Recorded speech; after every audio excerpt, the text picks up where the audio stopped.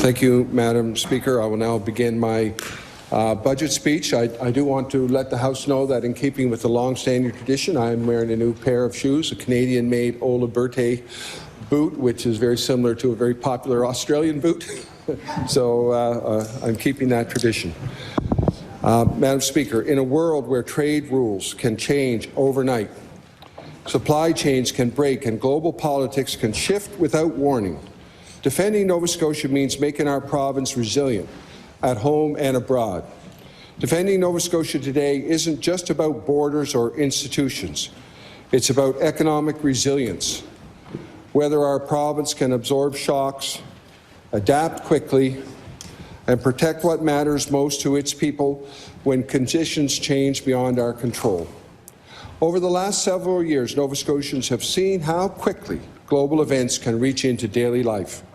Decisions made far beyond our borders have affected the price of food, fuel, and housing. They have influenced interest rates, energy costs, and the availability of essential goods. These pressures have reminded us that Nova Scotia does not operate in isolation. Resilience, therefore, is no longer an abstract idea or a distant policy goal. It is practical, it is immediate, and it is central to responsible government. Resilience has two dimensions. There is resilience inside Nova Scotia. That means timely access to timely and reliable health care and housing that people can afford. It means infrastructure that connects communities and public services families can depend on, even when conditions are challenging. And there is resilience outside Nova Scotia. That looks like a diversified trade relationships, competitive and innovative industries, and reliable partners. This gives us the capacity to respond when global markets or political realities shift suddenly. Recent years have reinforced a simple truth. Over-reliance is a vulnerability. When too much of our economy depends on a single market, a single supply chain, or a single decision maker elsewhere, shocks do not remain theoretical. They land here quickly and forcefully. This budget and our government are focused on reducing that vulnerability. It is about defending Nova Scotia by strengthening our foundations and positioning our province to move with confidence in an increasingly uncertain world. To defend Nova Scotia effectively, we must be honest about how vulnerability was allowed to grow. For years, past governments focused on reducing financial deficits while allowing real-world deficits to grow.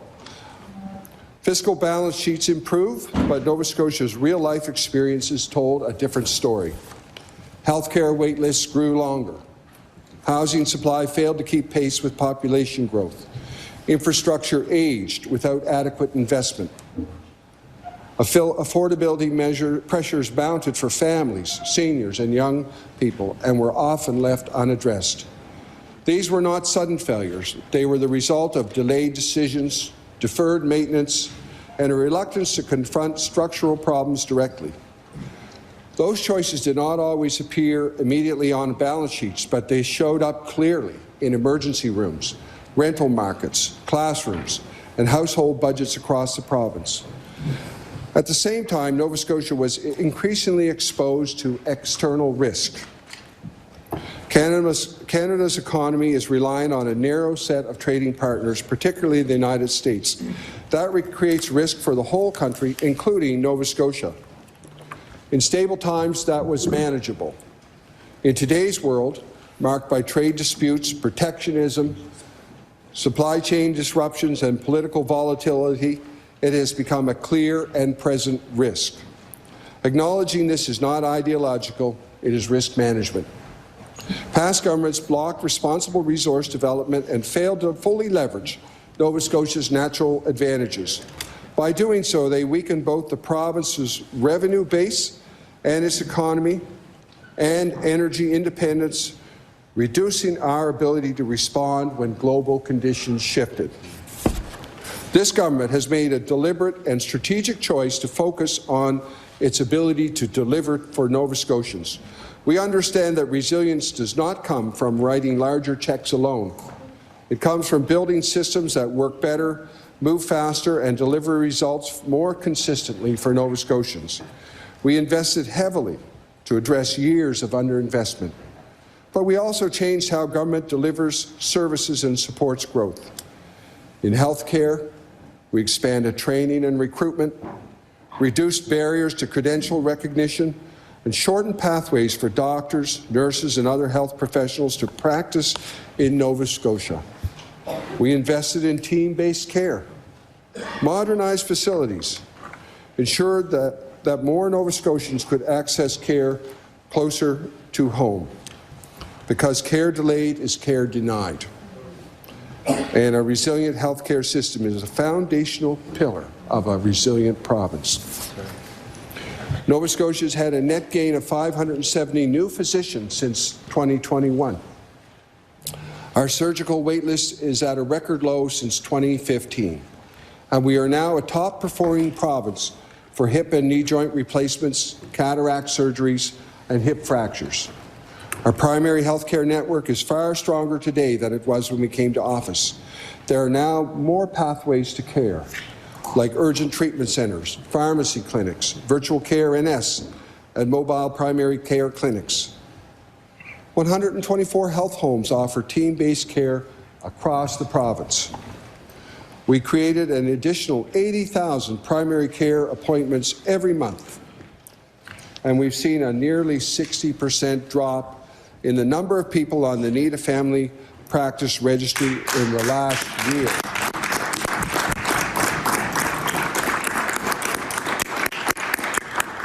In housing, we streamlined approvals,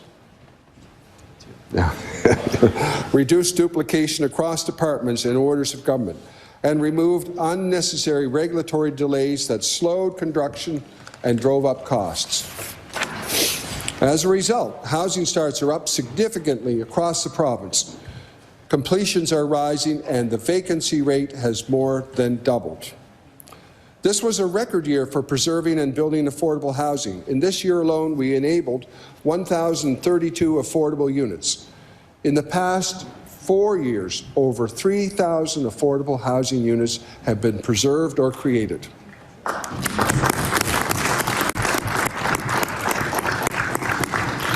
That progress did not happen by accident. It happened because government stopped standing in the way. We did not just invest more, we removed obstacles that were blocking delivery. In an uncertain world, red tape is not neutral. Delay is a vulnerability. Delay in housing approvals means higher costs and fewer homes. Delays in credentialing mean longer wait times and fewer professionals available to deliver care. Delays in project approval mean lost investment, lost revenue, and lost opportunities for communities. Through initiatives such as fewer permits, faster projects, this government has streamlined or improved more than half of all provincial permits. These reforms save time, reduce costs, and create the conditions for business and communities to grow. Cutting red tape is about gaining access to competence and accountability faster.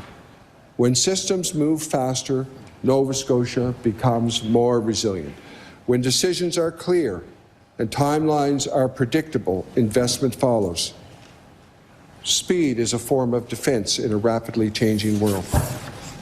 This government understands that a resilient province must be able to harness its natural strengths and respond responsibly and sustainably. We clarified standards for resource development, helping projects move more quickly while ensuring strong environmental protections. We also made sure that community benefit agreements are built into project development from the outset. That clarity has allowed Nova Scotia to move forward on major projects, from offshore wind under the nationally recognized Wind West to mining, forestry innovation, and a renewed interest in responsible natural gas development. Our focus on resource development is about defending our economy, but it's also about ensuring our security. Currently, we are reliant on the United States for our natural gas. All of our natural gas used to power our electrical grid flows through the United States. This exposes our grid to unnecessary risk. It also means we are driving up the cost of our energy. We use natural gas to generate a substantial portion of the electricity we need in Nova Scotia. Right now, we buy it elsewhere and transport it here. We do this even though we have enough onshore natural gas to meet domestic demand for 200 years. It makes no sense to transport natural gas here from elsewhere. It makes even less sense when we consider the economics of this agreement. When we rely on others for our natural gas supply, we are agreeing to export resource jobs elsewhere. And we drive up the cost of fuel needed to meet our electricity demands. That is why we announced a research partnership with Dalhousie University. This partnership will help us better identify the natural gas potential and help us understand how to access this resource carefully, safely, and responsibly.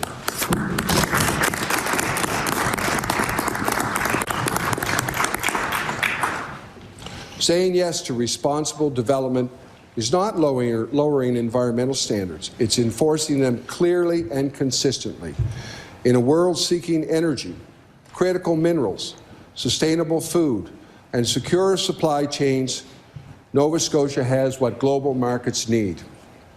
Harnessing these advantages responsibly strengthens our economy, supports good-paying jobs, and reinforces our economic independence. Trade diversification is not a slogan. It is a strategy grounded in resilience. To reach new markets, a province must be able to deliver on time, at scale, and to standard. That requires skilled workers, modern infrastructure, efficient approvals, and predictable rules. This government has expanded trade relationships across Europe, Asia, and the Middle East. We have supported exporters as they enter new markets and help businesses compete globally. Just last year alone, exports to France grew by almost a third. Exports to Denmark grew by 33%. Exports to Spain grew by 23%. Exports to Italy nearly doubled in 1 year. Putting that into perspective, our exports to the UK grew by 2%, and exports to the United States are relatively steady. And in 2025, 84 companies joined the province on fisheries trades missions. Those companies say the missions have helped them generate $67.5 million in sales.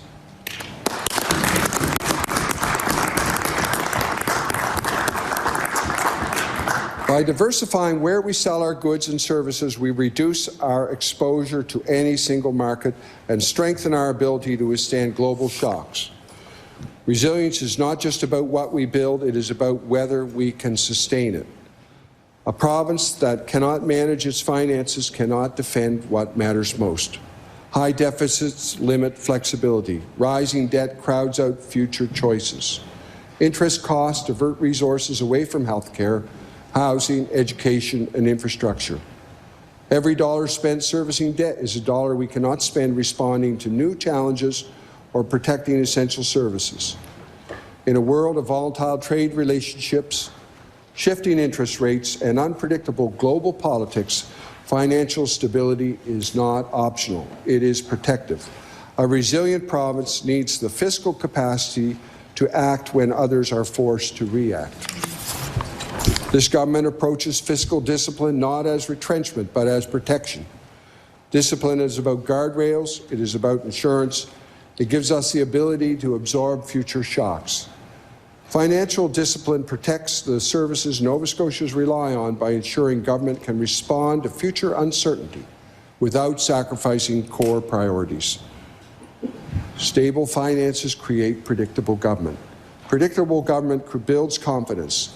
And confidence drives investment, growth, and opportunity. Stability creates opportunity for families, for businesses, and for communities across Nova Scotia. This budget reflects a clear choice: discipline without retreat. Healthcare is protected. Education is protected. Housing is protected. Core public services are protected. There are no tax increases for Nova Scotians. In fact, this budget continues in last year's tax cuts, changes that will save Nova Scotia families on average over $1,400 this year.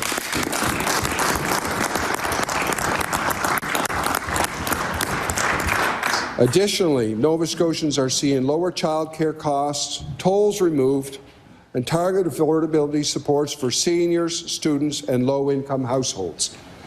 This is a focused, disciplined, outcome-driven budget. As part of the response to and in the immediate aftermath of the COVID pandemic, the size of the bureaucracy grew. However, that growth in public service is not sustainable. Government needs to become more focused and efficient, and the public service will do its part. Over the next 4 years, the civil service will see cuts of 5% every year. This will save us $95 million by year 4. The broader public service will see 3% cuts.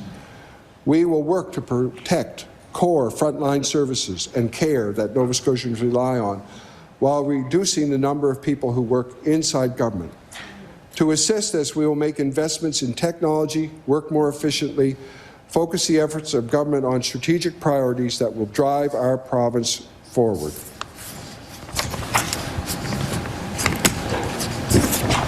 We know that these challenges will impact people and families, and these decisions were not made lightly. But these are necessary decisions needed to defend our finances and our ability to respond to future shocks and risks. But we also must take steps to rein in government spending. In the lead up to budget, we were very clear we would review discretionary spending. We will reduce grants by $130.4 million this year. We did not make these decisions lightly. We understand that this will mean significant change for some organizations, and that can be very difficult. When deciding which grants would continue, we focused on the grants that meet the strategic priorities of the province. We focused on health care, housing, education, and growing our economy. Opportunity does not come from government doing more for the sake of doing more. It comes from government clearing pathways so people, communities, and businesses can build. This budget defends Nova Scotia by strengthening its foundations, reducing its vulnerabilities, and positioning our province to move with confidence in an uncertain world. That is what resilience looks like. That is what defense means in 2026, and that is the work this government will continue to do. Thank you, Madam Speaker.